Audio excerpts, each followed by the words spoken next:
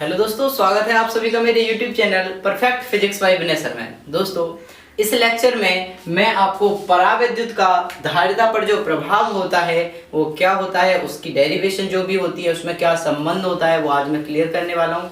चलिए दोस्तों, आज की वीडियो शुरू करते हैं। देखिए, धारिता पर प्रभाव निकालना है परावैद्युत का, तो उसके लिए सबसे पहले हमने दो प्लेट लेनी। एक तो ए प्लेट है ये, और ये हमारी बी प्लेट।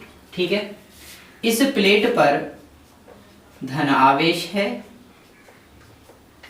और दूसरी प्लेट पर बराबर मात्रा में ऋण आवेश है, यानी इधर प्लस क्यू है तो इधर माइनस क्यू है।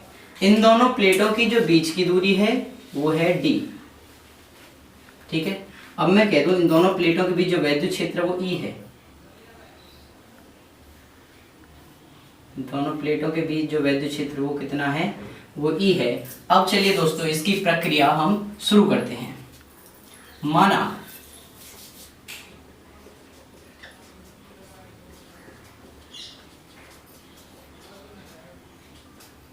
संधारित्र की धारिता C0 is equal to Q upon V। ठीक है, उसके बाद फिर देखेंगे संधारित्र की धारिता हमने मानी है C0 is equal to Q upon V। यहां से यदि मैं दोनों प्लेटों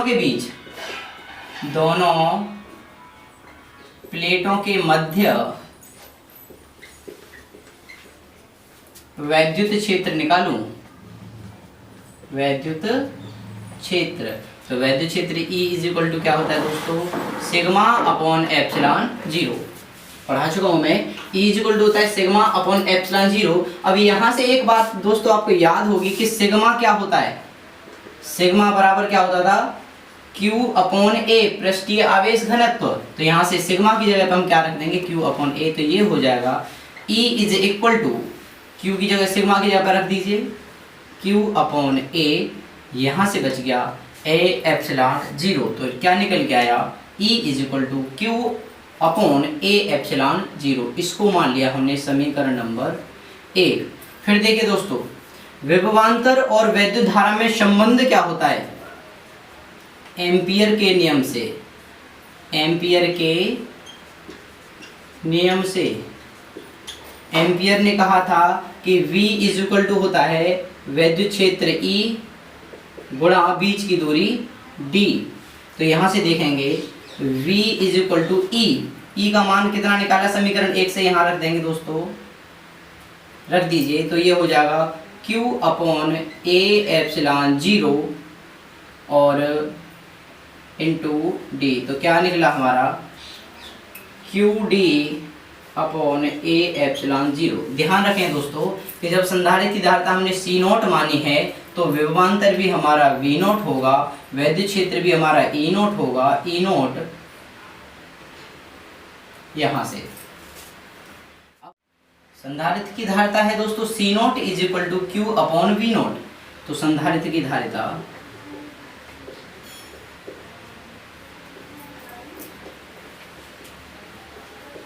क्या है, C0 is equal to Q upon V0। यहां से हमने किया C0 is equal to Q upon जो V0 है, V0 का मान समीकरण 2 से हमने लगा लिया। V0 का मान हमने कितना निकाला था, QD upon A epsilon zero. तो V0 की जगह पर रख दिया हमने QD upon A epsilon zero. ध्यान दें, यहाँ से Q से Q कैंसिल हो गया, तो क्या निकल के आया हमारा, C0 is equal to A epsilon zero ऊपर पहुंच गया अपॉन नीचे पहुंच गया D। ठीक है दोस्तों, इसको मान लिया हमने समीकरण नंबर 3। इसकी विशेष जरूरत पड़ेगी जब, अब हम क्या करते हैं, अभी तक हमने ये इस परिस्थिति में निकाली थी धारिता कि इन दोनों प्लेटों के मध्य हमने कोई भी परावैद्युतांक नहीं रखा था, मगर अब हम क्या करेंगे, इन दोनों प्लेटों के मध्य एक के परावैद्युतांक रख देते हैं, तो इसकी धारिता पर जो प्रभाव पड़ेगा वो क्या होगा। चलिए, माना प्लेटों के मध्य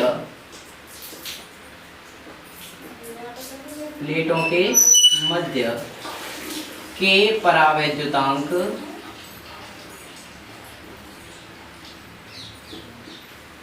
रखने पर। अब परावैद्युतांक रखेंगे तो फिर से जो भी प्रोसेस हमने यहाँ निकाली है सेम प्रोसेस हम यही निकालेंगे। देखिए तो संधारित्र की धारिता क्या होगी,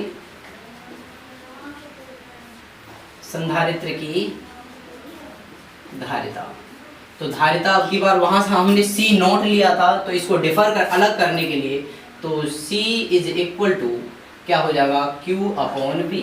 सही है, इस चीज का हम इस्तेमाल करेंगे, इसलिए हम समीकरण इसको मान लेते हैं हम 4, क्योंकि 3 तो हमने यहाँ मान लिया था, उसके बाद तीसरे के बाद चौथा समीकरण यहाँ मान लिया। उसके बाद फिर हम क्या करेंगे, दोनों प्लेटों के मध्य जो भी वैद्युत क्षेत्र है, जैसे इसमें निकाला था वैद्युत क्षेत्र, वो निकालेंगे। प्लेटों के मध्य वैद्युत क्षेत्र, और वैद्युत क्षेत्र होता क्या है, E is equal to sigma upon epsilon 0। इसको मान लिया।